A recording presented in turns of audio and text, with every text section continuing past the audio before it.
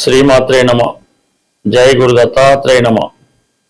ఈ వీడియోలో మనం మేషరాశి వారికి 2026 ఏప్రిల్ నెల మాస ఫలితాలు పరిశీలించే ప్రయత్నంలో ప్రధానంగా మేషరాశి వారికి ఈ నెల 19వ తారీఖు వరకు కూడా శుక్రుడు రాశి యందు సంచరించడం జరుగుతుంది.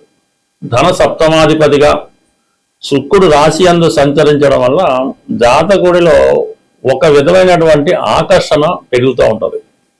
అది స్త్రీలలో మరి ఎక్కువగా ఉండే అవకాశం ఉంది.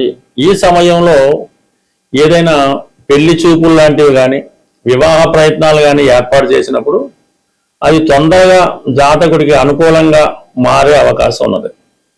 అలాగే జాతకుడు ధన సంపాదించాలనే వ్యామోహం ఎక్కువగా పెరుగుతూ ఉంటుంది. అలాగే చాలా కొద్దిపాటి కష్టంతో ఎక్కువ ధనాన్ని సంపాదించడం జరుగుతూ ఉంటుంది. ఇది సాధారణంగా సినిమా రంగం, మీడియా, టీవీ రంగంలో ఉన్న వాళ్ళకి, కన్స్ట్రక్షన్ రంగంలో ఉన్న వారికి, అలాగే రియల్ ఎస్టేట్ రంగంలో పెద్ద పెద్ద వెంచర్లు చేస్తున్న వారికి ఇది చాలా అనుకూలించే అవకాశం ఉంది. అంటే ఆకర్షణ పెరుగుతుంది, మనీ రొటేషన్ పెరుగుతుంది. ఎక్కడికి వెళ్ళినా కూడా మీ మాట కాదనకుండా ఈ మార్కెటింగ్ స్కిల్స్ వల్ల మీరు చేసే ప్రయత్నాలు చాలా అనుకూలంగా మారడం జరుగుతుంది.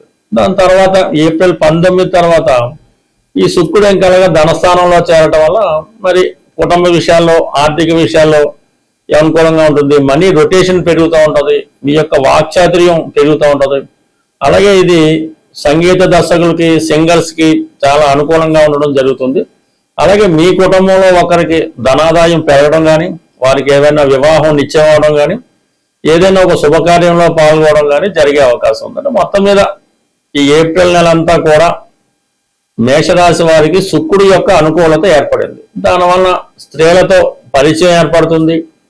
కుటుంబంలో ఉన్నటువంటి స్త్రీలకి హోదా, గౌరవం పెరుగుతూ ఉంటుంది. ఎక్కువగా ప్రయాణాలు చేస్తారు, కొత్త కొత్త ప్రదేశాలు వీక్షించడం జరుగుతూ ఉంది.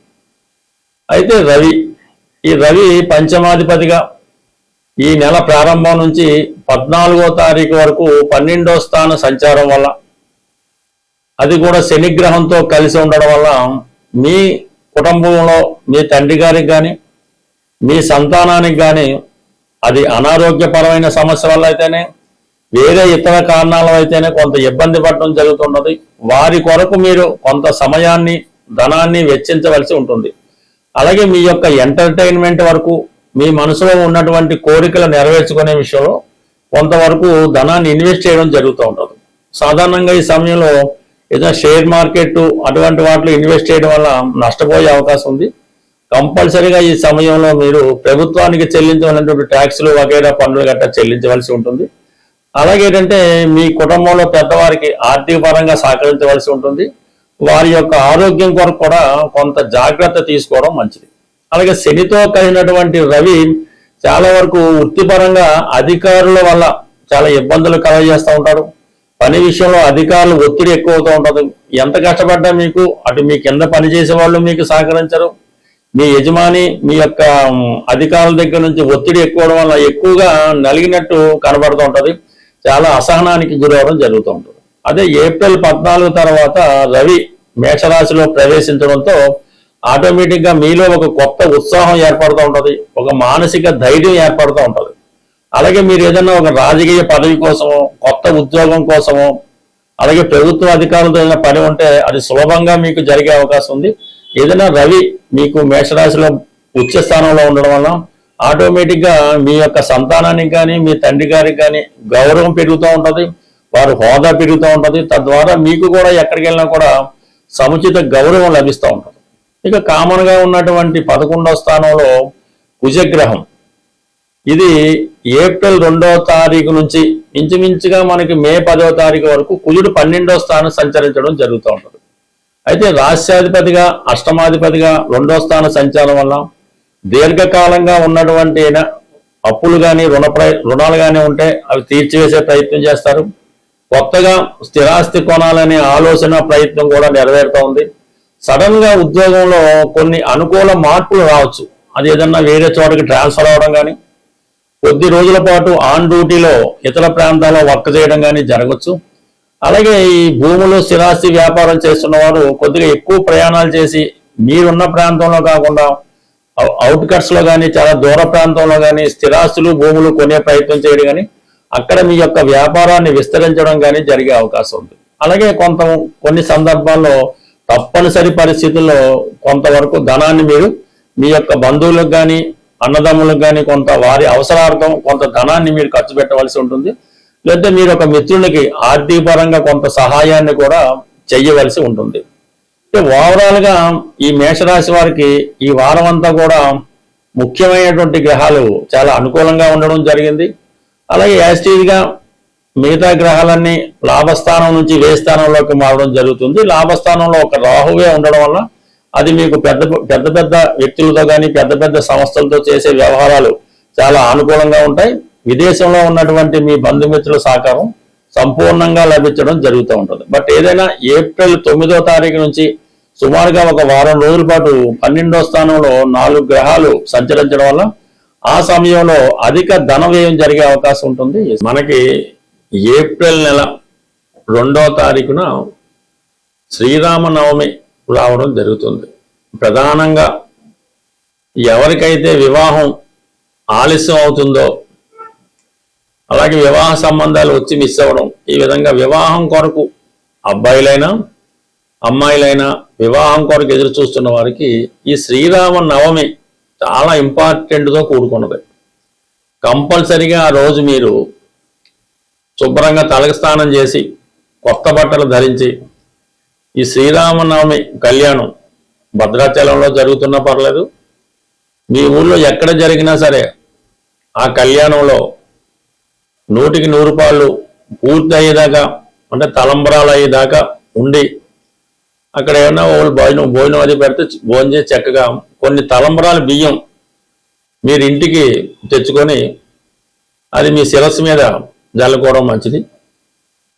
వీలున్నవారు భద్రాచలంలో కూడా మనకి ఈ తలంబరాల బియ్యం ఇవ్వడం జరుగుతుంటుంది. అవి ఎవరైనా తేగలిగితే అది పెద్దవాళ్ళు ఎవరైనా మీ పిల్లలకి వివాహం జరగవలసి ఉంటే వాళ్ళకి ఆశీర్వదిస్తూ ఆ తలంబరాల బియ్యం వాళ్ళ తల మీద పెట్టడం వల్ల 100కి 100 రూపాయలు వివాహం అన్నది నిశ్చయం అవడం జరుగుతుంటుంది. కాబట్టి వీలున్న వాళ్ళు ఈ శ్రీరామనవమి వేడుకల్లో పాల్గొనడం, ఇంకా ఓపిక ఉన్న వాళ్ళు తల్లిదండ్రులు కూడా పిల్లలకి వివాహం జరగడం లేదు అనుకున్న వాళ్ళు ఒకసారి శ్రీరామనవమి పీటల మీద కూర్చొని ఆ రాముల వారి కళ్యాణం మీ చేతుల మీదుగా జరిపించడం వల్ల తొందరలోనే మీరు మరొక వివాహం మీ పిల్లవాడికి అమ్మాయికో చేసే భాగ్యం అన్నది ఆ భగవంతుడు మీకు కల్పించే అవకాశం ఉన్నది. తప్పకుండా ఈ పరిహారాన్ని అంటే పరిహారం అనగా ఇది ఒక కర్తవ్యం, ఈ కర్తవ్యంగా చేయడం వల్ల ప్రధానంగా మీ ఇంట్లో తొందరలోనే శుభకార్యం జరుగుతూ ఉంటుంది. అలాగే మనకి ఎలాగా మంచి రోజులు వచ్చాయి కాబట్టి వివాహం కొరకు ఎవరైతే ఎదురు చూస్తున్నారో వాళ్ళు ఒక 8 మంగళవారాలు పవిత్రంగా సాంప్రదాయ దుస్తులతో ఆంజనేయ స్వామి వారి ఆలయంలో తమలపాకులతో అర్చన చేపించి ఆ రోజు సంపూర్ణంగా సాత్విక ఆహారం తీసుకొని భూసైనం అంటే నేల మీద పడుకోవడం వల్ల ఆ రోజు మంగళవారం రోజు ఉపవాసం అనేది అక్కర్లేదు, లైట్ ఫుడ్ తీసుకొని హనుమాన్ చాలీసా 3 సార్లు ఉదయం మధ్యాహ్నం రాత్రి 3 సార్లు ఒకేసారి చదవడం వల్ల ఒక 8 వారాలు ఈ విధంగా ఆంజనేయ స్వామి వారి వ్రతం చేయడం వల్ల శీఘ్రంగా కళ్యాణం జరిగే అవకాశం ఉంది. బట్ ఏదైనా మరి ఈ ఏప్రిల్ నెలలో మరి మొదటిసారిగా వచ్చే అంటే మొదటి వారంలోనే వచ్చే శ్రీరామనవమి చేయటం వల్ల కొంతమందికి అయితే మే నెలాఖరులోపు కూడా వివాహం కుదిరిన ఆశ్చర్యపోక్కర్లేదు. ప్రేక్షకులకు ఒక చిన్న విజ్ఞప్తి, ఈ మార్చి నెల 29వ తారీఖు అంటే ఆదివారం రోజు హైదరాబాదులో జ్యోతిష విజ్ఞాన కేంద్రం వారి సహకారంతో ఈ సుందరయ్య విజ్ఞాన కేంద్రంలో ఒక జ్యోతిష మహాసభ నిర్వహించడం జరుగుతుంది. అంటే అందులో ప్రముఖమైనటువంటి వ్యక్తులు వారి అభిప్రాయాలు అంటే జ్యోతిష్ శాస్త్రరీత్యా కొన్ని ప్రధానమైన టాపిక్స్ తీసుకొని ప్రసంగించడం జరుగుతూ ఉంటుంది. ఈ జ్యోతిష మహాసభలో పాల్గొందామనే ఆసక్తి కలిగిన వాళ్ళు ఎవరైనా ఉంటే 29వ తారీఖు మీ యొక్క పేర్లు ఇవ్వడం కానీ డైరెక్ట్గా కూడా సభకు వచ్చిన ఇబ్బంది ఏం లేదు. అయితే మరి ఆ సభకి ఎటువంటి ప్రవేశ రుసుము ఉండదు, భోజన సౌకర్యం మిగతా సౌకర్యాలు కూడా ఈ సంస్థ వారే మీకు ఉచితంగా ఏర్పాటు చేయడం జరుగుతుంది. కాబట్టి ఆసక్తి ఉన్నవాళ్ళు ఈ 29వ తారీఖు జరిగే మహాసభకు హాజరవుతూ ఉన్నవాళ్ళు కంపల్సరీగా వాళ్ళ నేమ్ ఒకటి రిజిస్టర్ చేసుకుంటే ఏర్పాట్లు చేసుకోవడానికి అనుకూలంగా ఉంటుంది. కాబట్టి కొంతవరకు సహకరిస్తారని ఆశిస్తూ స్వస్తి. ప్రేక్షకులకు ఒక చిన్న విజ్ఞప్తి, ఈ మార్చి నెల 29వ తారీఖు అంటే ఆదివారం రోజు హైదరాబాదులో జ్యోతిష విజ్ఞాన కేంద్రం వారి సహకారంతో ఈ సుందరయ్య విజ్ఞాన కేంద్రంలో ఒక జ్యోతిష మహాసభ నిర్వహించడం జరుగుతుంది.